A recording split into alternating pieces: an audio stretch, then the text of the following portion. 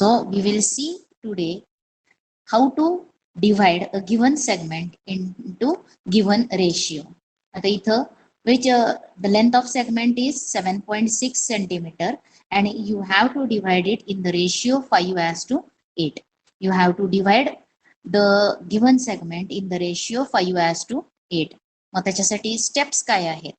आता पहिल्यांदा तुम्ही आधीचे कन्स्ट्रक्शन्स केलेले आहेत, काही जणांनी मला सेंड केलेले आहेत. कन्स्ट्रक्शन्स लिहित असताना ह्या ज्या काही स्टेप्स आहेत कन्स्ट्रक्शनच्या त्या लिहायच्या नाहीत.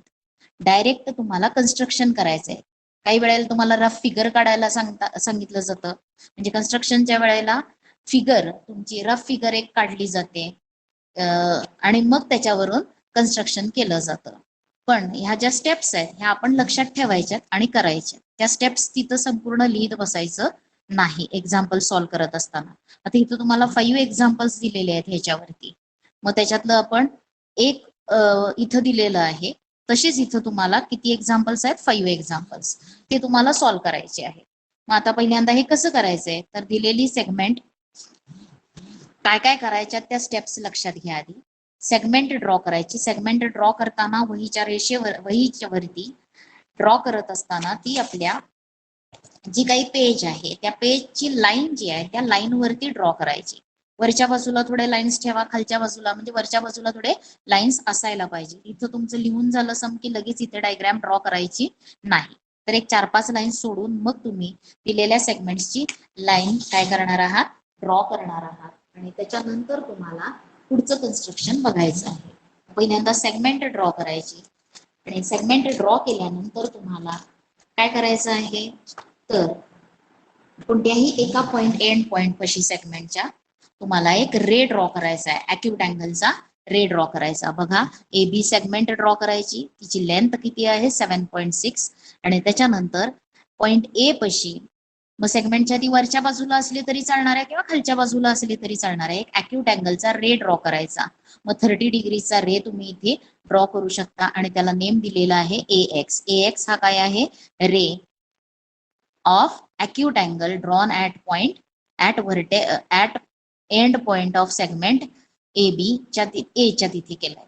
आणि आता याच्यावरती आपल्याला इक्वल डिव्हिजन्स करायचे आहेत. या रे वरती इक्वल डिव्हिजन्स करायचे आहेत. मग ते किती डिव्हिजन्स इक्वल करायचे आहेत? तर हा रेशिओ बघायचा. त्या रेशिओ मध्ये ग्रेटर नंबर कोणता आहे? तर 8. मग तेवढे नंबर ऑफ डिव्हिजन्स तुम्हाला इक्वल पार्ट्स इथं तुम्हाला दाखवायचे आहेत. आणि ते करण्यासाठी तुम्ही काय करणार, तर त्याच्यासाठी तुम्ही कंपासचा यूज करायचा. त्या कंपासमध्ये एक सुटेबल डिस्टन्स घ्यायचं. आणखीन तुम्हाला ते करायचंय. आता मी इथे कन्स्ट्रक्शन करणार आहे. त्याच्यामध्ये तुम्हाला कितीची लेंथ घ्यायची आहे? तर 7.6 ची लेंथ सेगमेंट घ्यायची आहे. आणि 7.6 म्हणजे ही काय असणार आहे तुमची सेगमेंट. आणि त्या सेगमेंटचं नेम काय आहे? त्याचं नेम द्या AB. आणि त्याची लेंथ किती आहे? पूर्ण लेंथ ही किती आहे? 7.6 सेंटीमीटर्स. आता तुम्हाला बी पशी काय करायचं आहे? एक रे ड्रॉ करायचा आहे आणि तो अॅक्यूट अँगलचा रे. मग आपण अंदाजे केला तरी चालणार आहे. आणि एक रे ड्रॉ केला आणि त्या रेला काय नेम द्यायचा आहे? AX. कळलंय? त्याच्यानंतर कंपास घ्यायचा आणि त्या कंपास मध्ये इक्वल डिस्टन्स एक ठराविक डिस्टन्स घ्यायचं. एक ठराविक काय करणार आहात? एक सर्टन डिस्टन्स घ्या आणि त्या डिस्टन्स वरती जेणेकरून त्या डिस्टन्सचे इथं किती इक्वल पार्ट्स करता आले पाहिजेत? आपल्याला 8 इक्वल पार्ट्स करायला आले पाहिजेत. मग सेंटर पहिल्यांदा कुठं ठेवायचं आहे? बी व ए वरती ठेवा. आणखीन 8 इक्वल पार्ट्स चे आर्क्स ड्रॉ करा. हे पहिला झाला. त्याच्यानंतर इथं या, हा दुसरा पार्ट होणार आहे तयार. थर्ड इथं येईल. परत या थर्ड पॉइंट वरती ठेवा सेंटर आणि पुढचा आर्क, पुढचा मार्किंग ड्रॉ करा. असे तुम्हाला किती करायचे आहेत? 8 इक्वल पार्ट्स मध्ये त्याचे मार्किंग्स दाखवायचे आहेत. मग तसे करा. आणि त्याच्यानंतर तुम्हाला पुढे काय करायचं आहे, तर तुम्ही कॉन्ग्रुएंट अँगल कसा कन्स्ट्रक्ट करायचा त्याचं कन्स्ट्रक्शन बघितलेलं आहे. Congruent angle. आता हे कॉन्ग्रुएंट अँगल बघा, हा 1 2 3 4 5 6 7 8. त्याला नेम द्यायचे तुम्हाला. ते नेम देताना तुम्ही A1 दिलं तरी चालेल. मग A1 हा पॉइंट, A2 त्याच्यानंतर A3, हा आहे A4, हा आहे A5, हा आहे पॉइंट A6, A7, A8. हे का लक्षात ठेवायचं आहे बघा, तुम्हाला कन्स्ट्रक्शन साठी एक चॅप्टर आहे, 4th चॅप्टर पूर्ण कन्स्ट्रक्शन साठी आहे आणि त्याच्यातले मार्क्स गेले नाहीत पाहिजेत. ते इझी आहे चॅप्टर, त्याच्यातले मार्क्स आपल्याला फुल मिळाले पाहिजेत. कन्स्ट्रक्शन करताना नोटेशन्स जे आहेत, जे जे आपण करतो ते व्यवस्थित दिसलं पाहिजे.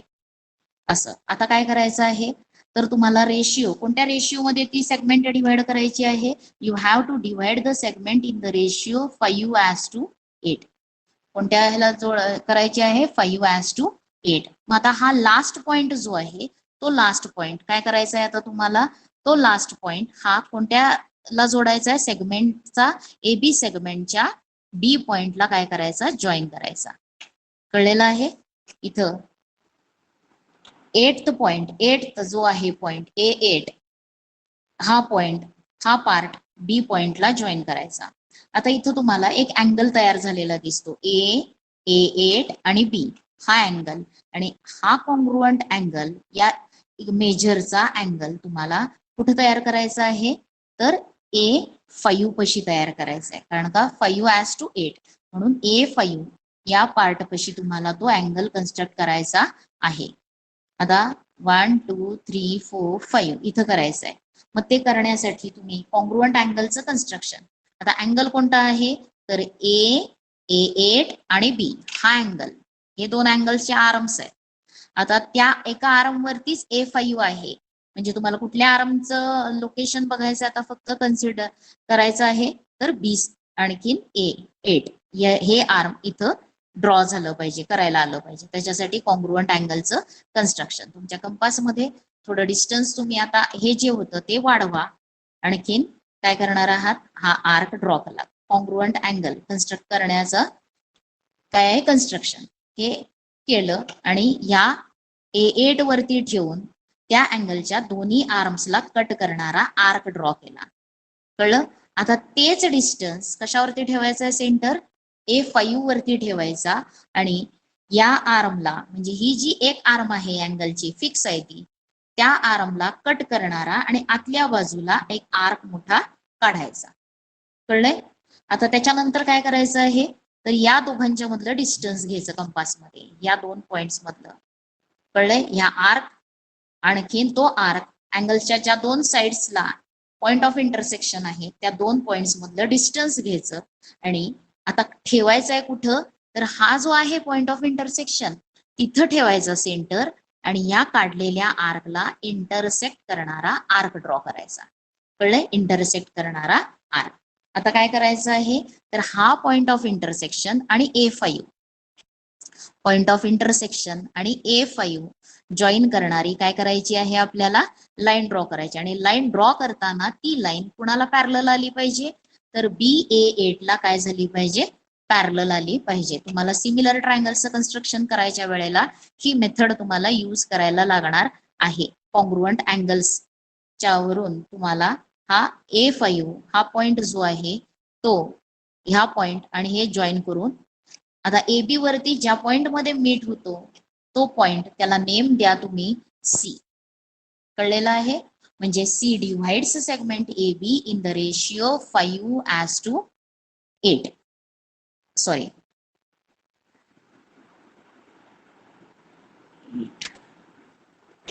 सॉरी, आता इथं काय लक्षात घ्या बघा, दोघांची काय करायला पाहिजे होती आपण, ऍडिशन. इथं तुम्ही हे कन्स्ट्रक्शन जे आहे हे असंच ठेवूयात, पण इथं फक्त मी काय करते, चेंज करते, की जेणेकरून नंबर ऑफ इक्वल पार्ट्स जे असतात ते जास्तीचा घ्यायचा नाही, तर तो कितीचा घ्यायचा आहे, तर तो 5:8 म्हणजे दोघांची काय करायची आहे, आपल्याला ऍडिशन करायचे आणि तेवढे इक्वल पार्ट्स घ्यायचे आहेत.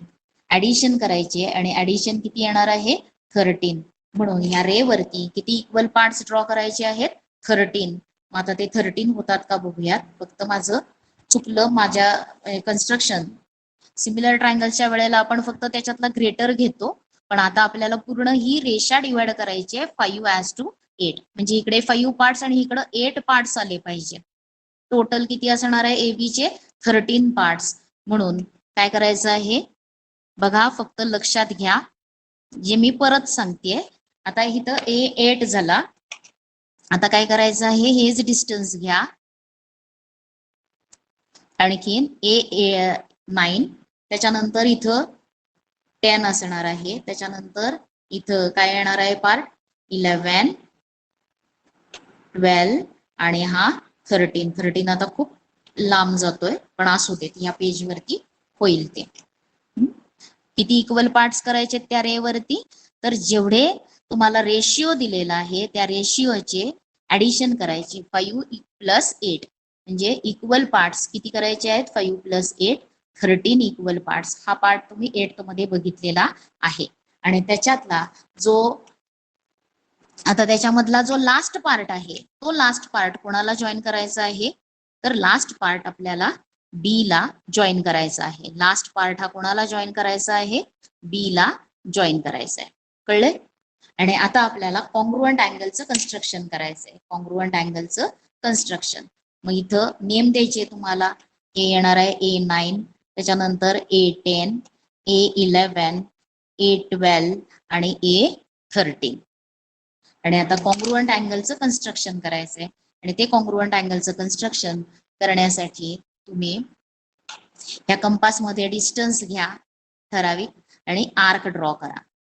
तो आर्क आता हे A5 वरती ठेवायचा आहे आपल्याला. कुठे ठेवायचा आहे, A5 वरती ठेवायचा. आणखीन आर्क ड्रॉ करायचा. हे लक्षात घेऊ नका, कळलंय? तर तुम्ही हे लक्षात घेऊ नका. हे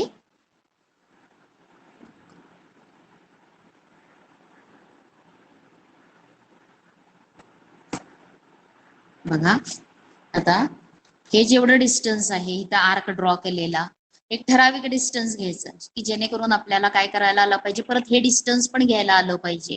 म्हणून थोडासा मोठा घेतला तरी चालेल आणि ते पण तिथं बसलं पाहिजे बरोबर. बघा, हा घेतला. आणखीन आता A5 वरती ठेवून या साईडला कट करून पुढं आतल्या बाजूला आर्क ड्रॉ करायचा.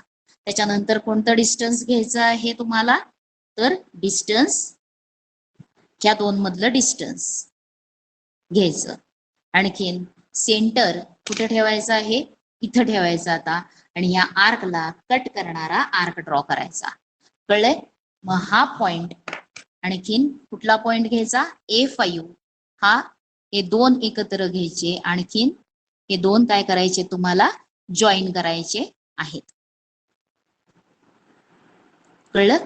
म्हणजे इथं तुमचा पॉइंट काय येणार आहे, C divides segment AB in the ratio काय असणार आहे, हे 5 पार्ट्स आणि इकडे किती असणार आहे, 8 पार्ट्स. याच्यामध्ये तो डिव्हाइड करणार आहे. मग तुम्हाला फक्त डिव्हाइड करायचं आहे. कळले? म्हणून खालती तुम्ही काय लिहिणार आहात, तर सेगमेंटची लेंथ आहे AB 7.6 आणि तुम्हाला स्टेटमेंट काय लिहायचं आहे, तर point C divides segment AB in the ratio कोणता आहे, इन द रेशिओ 5:8. कळलंय? अशा प्रकारे करायचं. म्हणजे दिलेला सेगमेंट ची जेवढी लेंथ आहे त्याच्यामध्ये जर कोणत्या रेशिओ मध्ये डिव्हाइड करायचं आहे ते बघायचं. आणि त्याच्यावरून किती इक्वल पार्ट्स मध्ये जो रे तुम्ही ड्रॉ करणार आहात इथं अँगलचा, अॅक्यूट अँगलचा, आणि त्या रेचे किती इक्वल, त्याच्यावरती किती इक्वल पार्ट्स करायचे हे कसं ठरवायचं आहे, तर रेशिओ मध्ये दिलेल्या दोन नंबर्सची काय करायची आहे, ऍडिशन करायची आणि त्याच्यावरून ठरवायचं आहे. लक्षात आलेलं आहे? आता ह्याच्यातलंच आपण अजून एक सम बघूया. कोणतं सम आहे ते, तर फर्स्ट मध्ये तुम्हाला ट्रायंगल कन्स्ट्रक्शनचं आहे. त्याच्यानंतर दुसऱ्यामध्ये हे तुम्ही केलेलं असेल, ट्रायंगल कन्स्ट्रक्ट करायचे आहेत. हे ट्रायंगल कन्स्ट्रक्ट करायचं आहे. त्याच्यानंतर कोणताही एक कोन काढायचा आहे आणि त्यालाच कशाचा यूज न करता, प्रोटेक्टरचा यूज न करता तुम्हाला त्याला कॉन्ग्रुएंट अँगल, हे बघितलेलं आहे आपण कॉन्ग्रुएंट अँगलचं कन्स्ट्रक्शन. त्याच्यानंतर आता आपण 6.5 सेंटीमीटर सेगमेंट MN आणि त्याचं कसं डिव्हिजन करायचं आहे, 3:2 या रेशिओ मध्ये त्याला काय करायचं आहे, डिव्हाइड करायचं आहे. मग आता त्याच्यासाठी सेगमेंट काय आहे, सेगमेंटची लेंथ किती आहे, तर सेगमेंट ही कितीची आहे 6.5 आणि ती तुम्हाला कशी डिवाइड करायची आहे सेगमेंट ए बी त्याला नेम देऊयात MN आहे आणि it is divided in the ratio कोणत्या रेशिओ मध्ये डिवाइड करायचं आहे मग रेशिओ कोणता दिलेला आहे तो आधी लिहायचा म्हणजे रेशिओ आता हे सम तुम्ही सॉल्व्ह करणार म्हणून रेशिओ इज इक्वल टू काय आहे 3:2 ratio is equal to 3:2 therefore किती इक्वल पार्ट्स करायचे आहेत ते लिहायचे equal parts is equal to equal parts किती असणार आहेत 3 + 2 इज इक्वल टू 5 मग तुम्हाला रे ड्रॉ करायचा आणि त्याची लेंथ किती आहे 6.5 6.5 ची लेंथ ड्रॉ करा एक सेगमेंट ड्रॉ करा मग आता बघा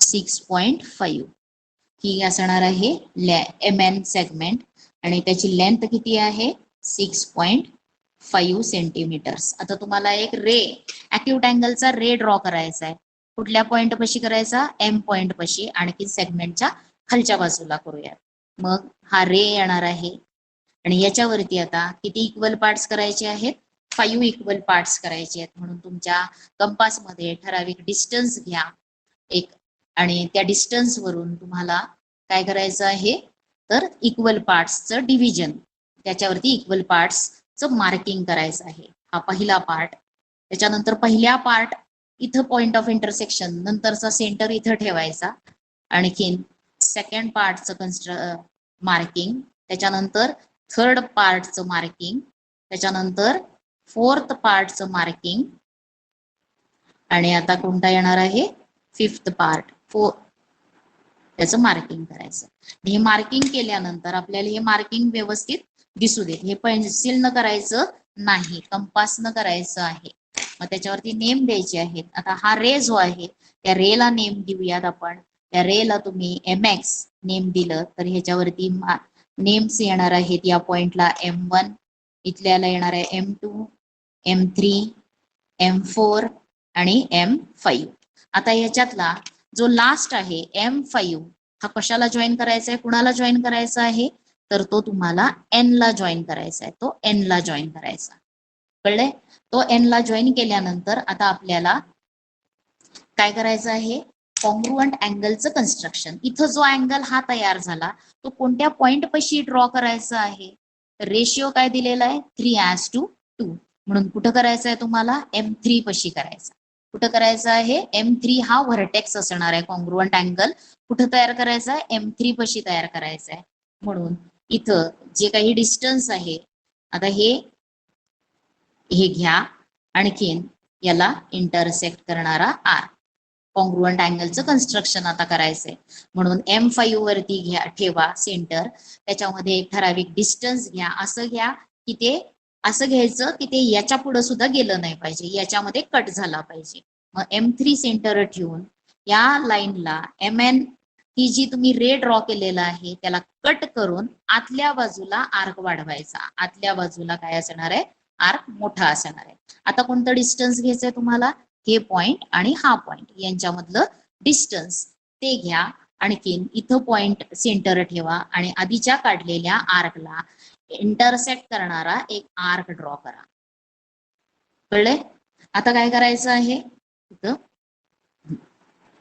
आता M3 आणखीन हा पॉइंट घ्यायचा पॉइंट ऑफ इंटरसेक्शन यांच्यातून जाणारी लाईन आणि ती लाईन याला बरोबर पॅरलल असली पाहिजे कळले आणि म्हणून व्यवस्थित धरून करायचं आहे ही लाईन आहे पॅरलल या लाईनला आणि याला नेम तुम्ही देणार आहात P म्हणून तुमचा P पॉइंट जो आहे P point divide segment MN in the ratio 3:2 म्हणजे इथं ह्या जे 5 इक्वल पार्ट्स आहेत त्याच्यातले इकडं MP मध्ये किती पार्ट्स असणार आहेत 3 पार्ट्स आणि PN मध्ये किती पार्ट्स असणार आहेत तर 2 पार्ट्स म्हणून सेगमेंट पॉइंट P तुम्हाला एक स्टेटमेंट लिहायचं आहे आता खाली आणि काय स्टेटमेंट कधी कन्स्ट्रक्शन झाल्यानंतर तुम्हाला स्टेटमेंट लिहायला लागतं ते स्टेटमेंट लिहायचं काय असणार आहे तर पॉइंट P डिव्हाइड्स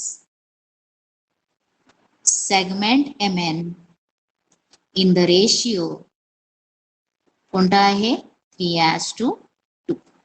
कळलेलं आहे. अशा प्रकारे हे करायचं आणि याचा यूज तुम्हाला कुठं होणार आहे, construction of similar triangles. Similar ट्रायंगल्सचं कन्स्ट्रक्शन, ज्या वेळेला दोन ट्रायंगल्स तुम्हाला सिमिलर दिलेत आणि एक व्हर्टेक्स कॉमन आहे, त्या वेळेला या टाईपचं कन्स्ट्रक्शन्स न तुम्हाला दुसऱ्या ट्रायंगलच्या, म्हणजे हा एक ट्रायंगलचा बेस असेल तर हा दुसऱ्या ट्रायंगलचा बेस असणार आहे. तसंच तुम्हाला या बाजू, म्हणजे हे कन्स्ट्रक्शन आता जे केलं ते तुम्हाला 2 वेळा करायला लागणार आहे. कॉन्ग्रुएंट अँगल्सचं हे कन्स्ट्रक्शन एकदाच, पण कॉन्ग्रुएंट अँगल्सचं कन्स्ट्रक्शन इथे या पॉइंटला करून जे ते पुढे तुम्ही शिकाल. त्याच्यासाठी हे तुम्हाला कन्स्ट्रक्शन काय करायचं आहे, व्यवस्थित आलं पाहिजे. आता त्याच्या पुढचा भाग जो आहे तो कोणता आहे, तर त्याच्यामध्ये तुम्हाला पुढचा भाग आहे तो सगळा अल्जेब्राचा आहे आणि त्याच्यानंतर आपण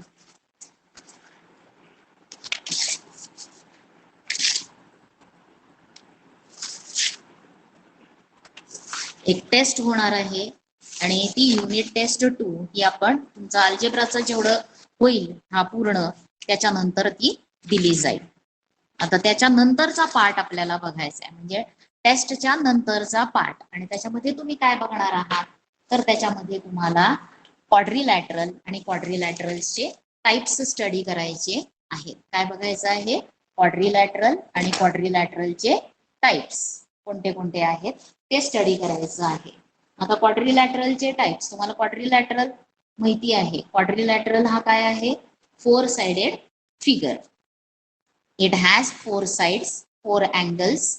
हे तुम्ही बघितलंय, क्वाड्रिलॅटरलला 4 साइड्स 4 अँगल्स असणार आहेत, 2 डायगोनल्स असणार आहेत. आणि आता याचा स्टडी तुम्ही 9th स्टँडर्ड मध्ये केलेला आहे. आता त्याच्यात तुम्हाला क्वाड्रिलॅटरल चे टाइप्स कोणते कोणते आहेत, तर क्वाड्रिलॅटरल मध्ये तुम्हाला पॅरलेलोग्राम तुम्ही स्टडी केलेला आहे, रेक्टँगल केलेला आहे, स्क्वेअर केलेला आहे, त्याच्यानंतर रोम्बस, ट्रॅपॅझियम, काइट या सगळ्यांच्या प्रॉपर्टीज तुम्ही स्टडी केलेल्या आहेत. मग आता आपल्याला पुढचं त्याच्यातलं क्वाड्रिलॅटरल आणि क्वाड्रिलॅटरल मध्ये क्लोज्ड फिगर, त्या क्लोज्ड फिगरला साइड्स किती असणार आहेत, 4 साइड्स असणार आहेत. आणि आता त्याला अँगल्स किंवा व्हर्टायसेस असणार आहेत 4, अँगल्स असणार आहेत 4, आणखीन साइड्स किती असणार आहेत 4, आणि डायगोनल्स किती असणार आहेत 2. लक्षात आलेलं आहे. A quadrilateral has 4 vertices, 4 sides, 4 angles and 2 diagonals. Diagonals किती असणार आहेत, 2 डायगोनल्स. टाइप्स कोणते कोणते आहेत क्वाड्रिलॅटरल्सचे, तर पॅरलेलोग्राम, त्याच्यानंतर कोणता आहे स्क्वेअर, रेक्टँगल, स्क्वेअर, आणि कोणता असणार आहे तर रोम्बस, आणखीन ट्रॅपॅझियम, काइट. हे काय आहे टाइप्स ऑफ क्वाड्रिलॅटरल. हे तुम्ही स्टडी केलेलं आहे, कळलेलं आहे. मग आता त्याच्यातलं तोच फक्त आपल्याला रिवाइज करायचा आहे. मग आता याच्यात काय करायचं आहे, मग आता जो काही क्वाड्रिलॅटरल आहे त्या क्वाड्रिलॅटरल मध्ये आपल्याला साइड्स लिहायला आले पाहिजे. दिलेल्या क्वाड्रिलॅटरलचे साइड्स, कित्येक जणांना साइड कसे लिहायचे असतात हे समजत नाही. मग साइड ऑफ क्वाड्रिलॅटरल्स कसे लिहायचे आहे, तर क्वाड्रिलॅटरल समजा आता मी इथं पेनच काढणार आहे, तर त्याचे साइड्स तुम्हाला लिहायचे, त्याच्यानंतर त्यांचे अँगल्स, अपोजिट व्हर्टायसेस कोणते आहेत, अपोजिट साइड्स कोणते आहेत. This is quadrilateral A B C and D. हा कोणता क्वाड्रिलॅटरल आहे, नेम काय आहे त्याचं, A B C D is a quadrilateral. आता याच्यामध्ये तुम्हाला 4 व्हर्टायसेस कोणते आहेत क्वाड्रिलॅटरलचे, A B C and D. Point A, point B, point C and point D are vertices. 4 vertices. आता त्याच्यानंतर साइड्स कोणते आहेत, तर side A B, side B C, side C D and side A D. आता पहिल्यांदा vertices. Vertices कोणते आहेत, तर 4 व्हर्टायसेस आहेत. पॉइंट ए किंवा points A B C and D हे काय आहेत व्हर्टायसेस. त्याच्यानंतर आपल्याला साइड्स लिहायचे आहेत. मग साइड्स कोणत्या कोणत्या आहेत? साइड लिहिताना बघा, साइड ए बी, साइड लिहिताना 2 व्हर्टायसेसचा यूज होतो. साइड लिहिताना किती व्हर्टायसेसचा यूज होतो? 2 व्हर्टायसेसचा यूज होतो. साइड ए बी, त्याच्यानंतर कोणती आहे? साइड बी सी, त्याच्यानंतर साइड, आता तुम्ही म्हणाल हे माहिती आहे आम्हाला, साइड सी डी, पण तरी सुद्धा भरपूर चुका होतात साइड लिहिताना. साइड ए डी, कळलंय? मग साइड सांगत असताना 2 व्हर्टायसेसचा यूज होतो. Side A B, side B C, side C D आणि साइड ए डी. आता तुम्हाला काय लिहायचे आहेत? त्याचे अँगल्स. आता how many angles does a quadrilateral have? Quadrilateral have 4 angles. मग कोणते कोणते आहेत? ए अँगल लिहिताना 3 व्हर्टायसेसचा यूज करून पण लिहायला येणार आहे आणि नुसतं अँगल ए सुद्धा लिहायला येणार आहे.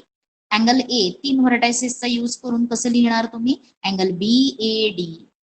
त्याच्यानंतर डी अँगल लिहिताना angle D, angle A D C. C angle लिहिताना अँगल बी सी डी. आपण 3 व्हर्टायसेसचा यूज करून लिहूयात, अँगल बी ए डी. त्याच्यानंतर आपल्याला अँगल बी लिहायचा आहे म्हणून अँगल ए बी सी. त्याच्यानंतर सी अँगल लिहायचा आहे, अँगल बी सी डी. आणि त्याच्यानंतर अँगल डी लिहिताना अँगल सी डी ए. किंवा कसं लिहिणार तुम्ही? Angle A, angle B, angle C आणि अँगल डी. पण आपल्याला 3 व्हर्टायसेस मध्ये अँगलचं नेम लिहायला आलं पाहिजे. म्हणजे अँगलचं नेम लिहित असताना 3 व्हर्टायसेस मध्ये पण लिहू शकतो किंवा एका व्हर्टेक्सचा यूज करून सुद्धा लिहिता येतं. एका व्हर्टेक्सचा यूज करून सुद्धा लिहिता येतो. पण साइड मध्ये, साइड डिफाईन करत असताना किती व्हर्टायसेस यूज होणार आहेत? 2. 2 पेक्षा जादा पण नाही आणि 1 व्हर्टायसेस न पण साइड डिफाईन होणार नाही. आता त्याच्यानंतर तुम्हाला काय लिहायचे आहेत? त्याचे डायगोनल्स. कोणता आहे नंतरचा? हे डायगोनल्स. आता how many diagonals does a quadrilateral have? आता डायगोनल्स जे आहेत ते डायगोनल्स किती आहेत? तर डायगोनल्स इट हॅज 2 डायगोनल्स. किती डायगोनल्स आहेत त्याला? 2 डायगोनल्स आहेत. मग कोणते कोणते आहेत डायगोनल्स? मग सेगमेंट ए सी, कशाला म्हणायचंय diagonal? Segment joining the opposite vertices is called as diagonal. Opposite vertices join करणारी सेगमेंट त्याला म्हटलेलं आहे डायगोनल. मग these are 2 diagonals. Diagonal A C, sorry, diagonal किंवा सेगमेंट म्हणा, सेगमेंट ए सी आणि दुसरी कोणती आहे? Segment B D are the 2 diagonals. ह्या 2 डायगोनल्स आहेत. आता आपल्याला काय बघायचं आहे? तर आपल्याला ऍडजसंट अपोजिट अँगल्स किंवा opposite sides, pairs of opposite sides. Pairs of opposite हे आता का सांगते सगळं? तर पुढे ज्या वेळेस आपण प्रॉपर्टीज बघणार आहे डिफरंट क्वाड्रिलॅटरल्सचे, त्यावेळेस आपल्याला अपोजिट साइड म्हणजे काय माहिती असायला पाहिजे, ऍडजसंट अँगल्स म्हणजे काय ते कळलं पाहिजे. याच्यासाठी पेअर्स ऑफ अपोजिट साइड्स किती असणार आहेत? पेअर्स ऑफ अपोजिट साइड्स असताना 4 साइड्स आहेत. मग अपोजिट साइड्सच्या पेअर्स किती असणार आहेत? 2. मग त्याच्यामध्ये कोणती असणार आहे? साइड ए बी ला अपोजिट साइड कोणती आहे? साइड ए बी ला अपोजिट साइड कोणती आहे? तर साइड डी सी. म्हणून साइड ए बी आणि साइड काय आहे? D C. दुसरी पेअर कोणती आहे? तर साइड ए डी आणि ए डी ला opposite side B C. Side B C. हे झालं अपोजिट साइड्सचे पेअर्स. आता काय बघायचं आहे आपल्याला? Pairs of opposite angles. Pairs of opposite angles. आता अपोजिट अँगल्स कोणते कोणते आहेत? त्याच्या पण किती पेअर्स असणार आहेत? 2 पेअर्स असणार आहेत. अँगल ए, आणखीन काय आहे? Angle C. त्याच्यानंतर दुसरी पेअर अँगल ए ला कोणती आहे? Angle C. अँगल बी ला कोणता अँगल असणार आहे? Angle D. म्हणून दुसरी pair angle B, angle D. लक्षात आलंय? अपोजिट अँगल्सच्या पेअर्स किती असणार आहेत? 2. आता त्याच्यानंतर आपल्याला क्वाड्रिलॅटरलचे टाइप्स. आता आपल्याला ऍडजसंट साइड्सचे पेअर्स बघायचे. पेअर्स ऑफ हे आपण अपोजिट बघितलं. आता pairs of adjacent side. Adjacent sides. आता pairs of adjacent sides. Adjacent म्हणजे ए बी या साइडला ऍडजसंट. ऍडजसंट म्हणजे लगतची, त्याच्यानंतर येणारे मग AB ला ऍडजस्टंट साइड घेतल्या तर 2 येतात, BC आणि AD त्यातली कोणतीही एक आत्ता लिहायची. मग पहिली पेअर आपण लिहिली तर कोणती आहे, साइड AB आणि काय असणार आहे, साइड BC. आता दुसरी साइड BC ला ऍडजस्टंट साइड कोणती लिहायची, CD. आता BC ला ऍडजस्टंट साइड AB पण आहे, पण ती इथं लिहून झालेली आहे, म्हणून AC ला ऍडजस्टंट, BC ला ऍडजस्टंट साइड CD.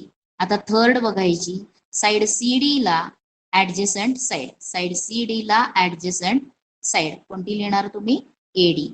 आणि आता फोर्थ साइड AD ला ऍडजस्टंट साइड, AD ला ऍडजस्टंट साइड कोणती लिहायची, साइड AB. बघा AB ची ऍडजस्टंट साइड BC, AB ला ऍडजस्टंट साइड AD सुद्धा आहे, ती इथं लिहून झाली, कळले. त्याच्यानंतर BC ला ऍडजस्टंट साइड AB, ती इथं लिहून झाली, आणि BC ला ऍडजस्टंट साइड CD, ती इथं लिहिली. म्हणजे टोटल ऍडजस्टंट साइड्सच्या पेअर्स किती येतात, 4 येतात. तसंच पेअर्स ऑफ ऍडजस्टंट अँगल्स काय बघायचं आहे आता, पेअर्स ऑफ ऍडजस्टंट अँगल्स.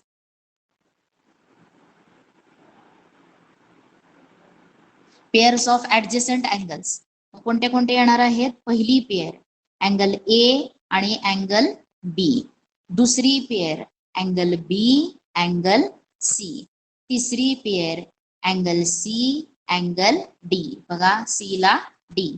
त्याच्यानंतर फोर्थ पेअर अँगल D आणि अँगल A. बघा अँगल A ला ऍडजस्टंट अँगल B सुद्धा आहे, अँगल A ला ऍडजस्टंट अँगल D सुद्धा आहे, म्हणून ती इथं झालं आणि इथे लिहून झालं. त्याच्यानंतर अँगल B ला ऍडजस्टंट अँगल A सुद्धा आहे आणि अँगल C सुद्धा आहे, म्हणून B ला ऍडजस्टंट अँगल A इथं लिहिलेली आहे, आणि अँगल B ला अँगल C ऍडजस्टंट आहे हे इथं लिहिलेलं आहे. म्हणजे ऍडजस्टंट अँगल्सच्या किती पेअर्स येणार आहेत, 4 पेअर्स लिहायला येणार आहेत. कळलेलं आहे, हे आहेत different elements of a quadrilateral. म्हणजे क्वाड्रिलॅटरलला काय काय आहेत, व्हर्टायसेस आहेत, साइड्स आहेत, अँगल्स आहेत, डायगोनल्स आहेत. त्याच्यानंतर त्याच्यावरून आपण काय लिहू शकतो, अपोजिट साइड्सच्या पेअर्स, ऍडजस्टंट साइड्सच्या पेअर्स, अपोजिट अँगल्सच्या पेअर्स, ऍडजस्टंट अँगल्सच्या पेअर्स, हे आपल्याला लिहायला येतं. आता आपण काय बघणार आहोत, पहिला टाइप ऑफ क्वाड्रिलॅटरल, आणि तो कोणता आहे तर पॅरलेलोग्रॅम. कोणता बघायचा आहे, पहिला पॅरलेलोग्रॅम. आता पॅरलेलोग्रॅम मध्ये काय आहेत प्रॉपर्टीज तुम्हाला माहिती आहेत. इथं क्वाड्रिलॅटरल कोणता दाखवलेला आहे, इट इज अ पॅरलेलोग्रॅम. आता त्या पॅरलेलोग्रॅम हॅज अपोजिट साइड्स ज्या आहेत त्या अपोजिट साइड्स कशा असतात, parallel. A quadrilateral in which opposite sides are parallel, it is called as a parallelogram. Parallelogram ची definition काय आहे, definition a quadrilateral in which opposite sides are parallel, it is called as parallelogram. म्हणून तुम्ही इथं बघा, पहिलं इथं दिलेलं आहे my both pairs of opposite sides are parallel, मग माझा टाइप कोणता आहे, पॅरलेलोग्रॅम.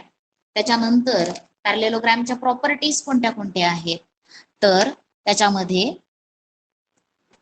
समोरासमोरील बाजू म्हणजेच अपोजिट साइड्स काय असतात, parallel. Opposite sides are parallel, आणि त्याचबरोबर अपोजिट साइड्स ह्या पॅरलल पण आहेत. आणखीन काय आहेत, म्हणून त्याला काय म्हटलंय, पॅरलेलोग्रॅम. त्याच्यानंतर तुम्हाला इथं AB is parallel to side DC, AD is parallel to BC. आता त्याचे प्रॉपर्टीज कोणते आहेत, तर प्रॉपर्टीज मध्ये अपोजिट साइड्स आर कॉन्ग्रुएंट, ही पहिली property, opposite sides are congruent. त्याच्यानंतर opposite angles are congruent, opposite angles are congruent. AB is congruent to side DC, side AD is congruent to side BC. त्याचबरोबर angle B congruent angle D, angle A congruent angle C. कळलंय. आणि त्याच्यानंतर diagonals जे आहेत ते diagonals काय करतात, bisect each other. Diagonals bisect each other, म्हणजेच ते डायगोनल्स जर आपण ड्रॉ केले तर ते डायगोनल्स ज्या पॉइंट मध्ये मीट होतात तो पॉइंट त्या दोन्ही डायगोनल्सचा काय असणार आहे, मिड पॉइंट असणार आहे. It is mid point of. म्हणून काय म्हटलं, समजा two diagonals meet at point M, then M is midpoint of AC and M is midpoint of BD. Properties कळलेल्या आहेत. त्याच्यानंतर आता पुढचा क्वाड्रिलॅटरल आहे रेक्टँगल. रेक्टँगल मध्ये काय असणार आहे, आता कुणाला रेक्टँगल म्हणायचं आहे, ज्या क्वाड्रिलॅटरलचे चारही अँगल्स जर राईट अँगल असतील तर त्याला काय म्हणायचं आहे, rectangle. A quadrilateral in which all angles are equal. All angles are equal.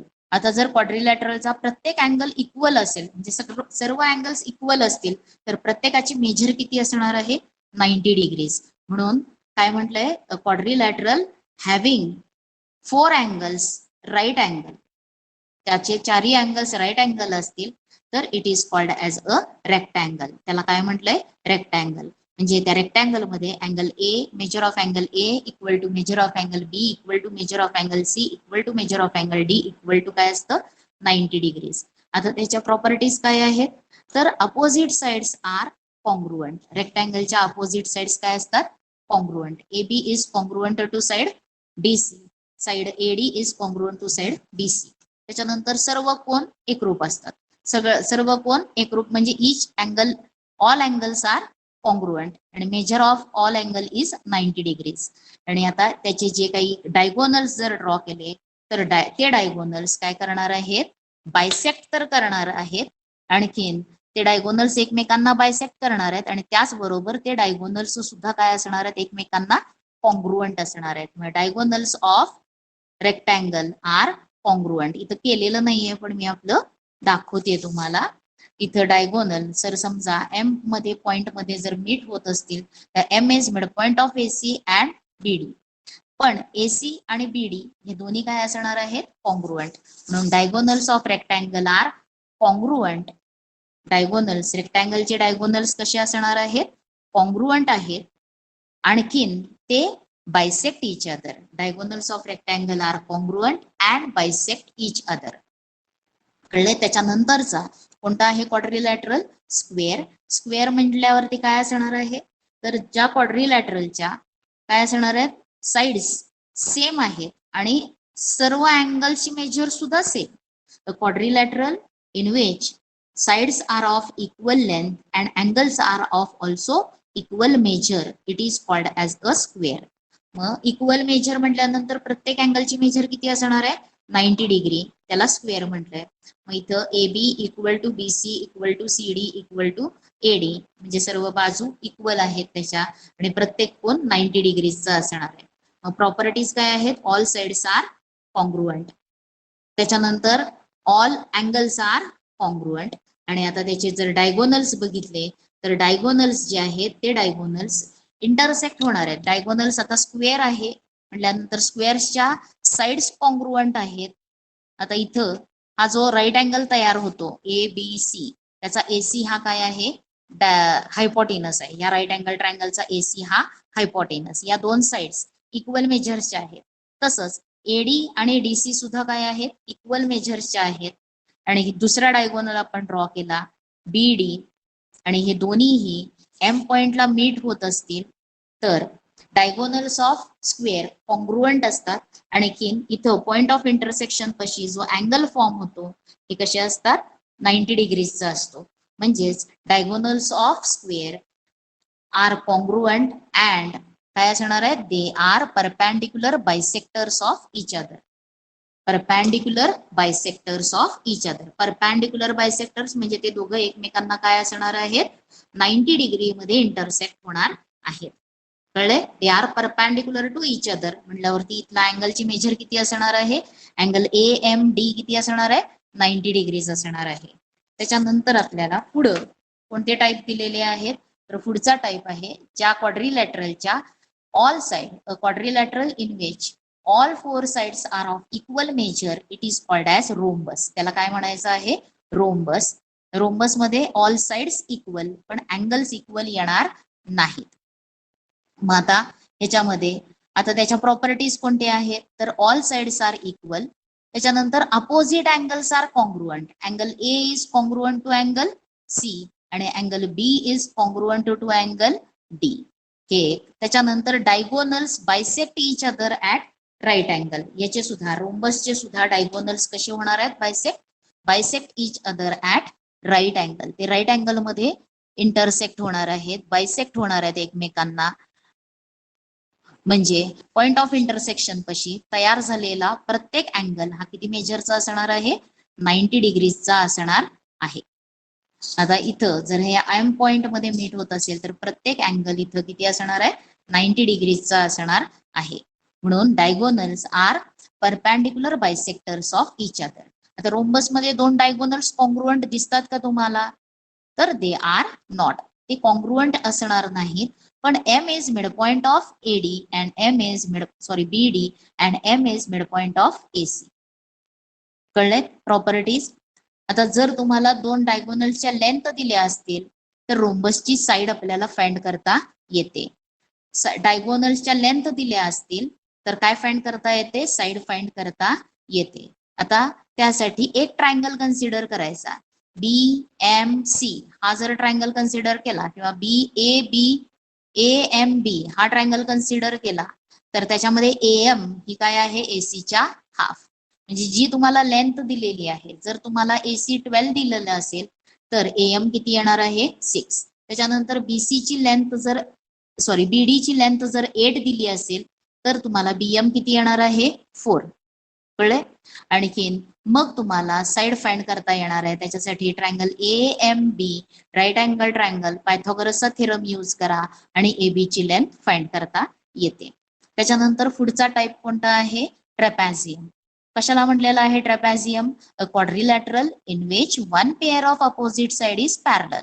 One pair of opposite side काय असणार आहे, parallel, then that quadrilateral is called as trapezium. त्याला काय म्हटलेलं आहे, ट्रॅपॅझियम.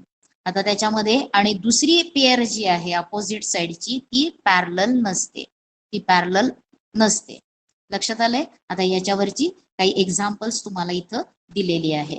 मग ज्या चौकोनाच्या सम्मुख बाजूंची एकच जोडी, आता हे तुम्हाला इंग्लिश मध्ये मी नंतर पाठवते आणि त्याच्यानंतर तुम्हाला ह्याचे आन्सर्स लिहायला आले पाहिजेत. आता जे काय प्रॉपर्टीज सांगितल्या त्याच्यावरून ह्याचे आन्सर्स तुम्हाला लिहायला आले पाहिजे. मी आता my all angles are right angle, मग who am I, all angles are right angle म्हटल्यावरती स्क्वेअर मध्ये पण राईट अँगल असतात आणि रेक्टँगल मध्ये पण असतात. मग कोणता येणार आहे नेमका, रेक्टँगल येणार आहे. त्याच्यानंतर माझ्या सर्व बाजू समान लांबीच्या आहेत, मग माझ्या I have all sides are equal, I have किंवा my all sides are equal म्हटल्यावरती ऑल साइड्स इक्वल असलेले दोन आहेत क्वाड्रिलॅटरल, एक आहे स्क्वेअर आणि दुसरा आहे रोम्बस. मग साइड्स इक्वल असलेला कोणता घ्यायचा आहे, रोम्बस. त्याच्यानंतर इथे येणार आहे रोम्बस. त्याच्यानंतर म्हणजे my all angles are equal and all sides are also equal. Then who am I, sides पण इक्वल आहेत, अँगल्स पण इक्वल आहेत म्हटल्यावरती तो कोणता असणार आहे, स्क्वेअर.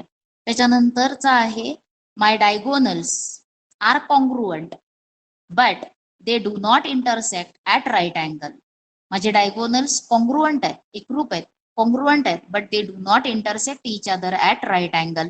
मग मी कोण असणार आहे, तर रेक्टँगल. रेक्टँगलचे डायगोनल्स कॉन्ग्रुएंट असतात. इथं जो अँगल फॉर्म होतो हा 90 डिग्रीचे नसतात. Diagonals are congruent but I do not intersect at right angle.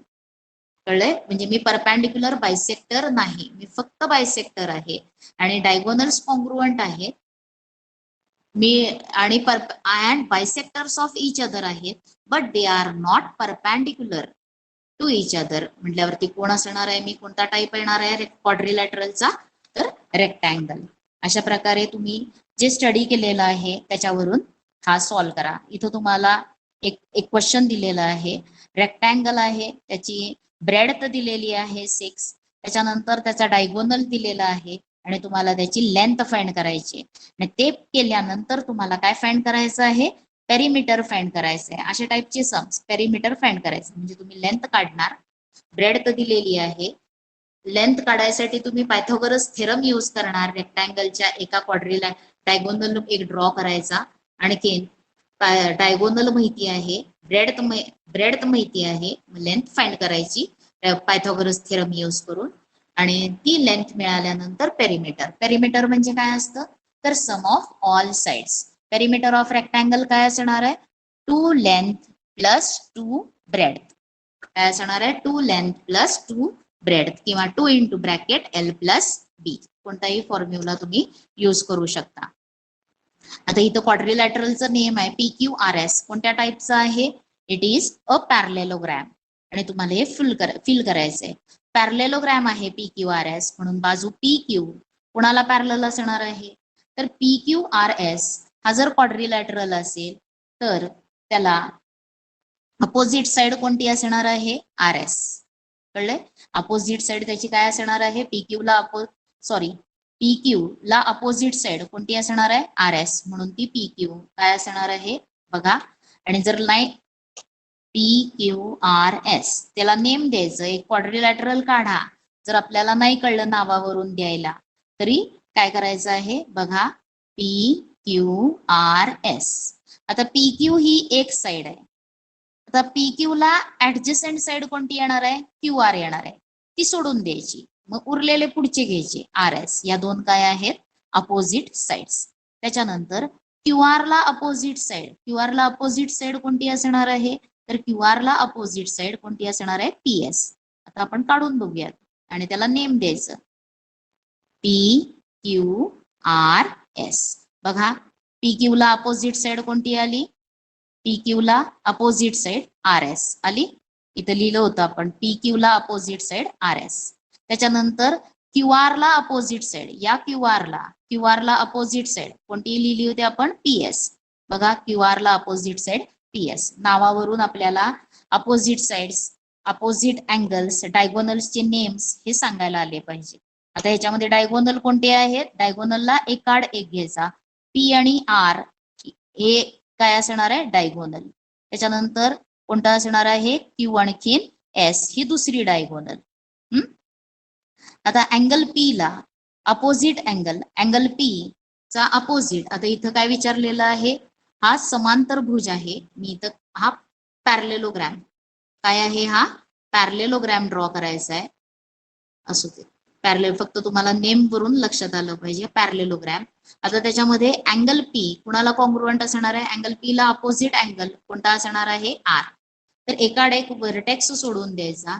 P आणि अँगल R हे कॉन्ग्रुएंट, अँगल Q आणि अँगल S काय असणार आहे कॉन्ग्रुएंट.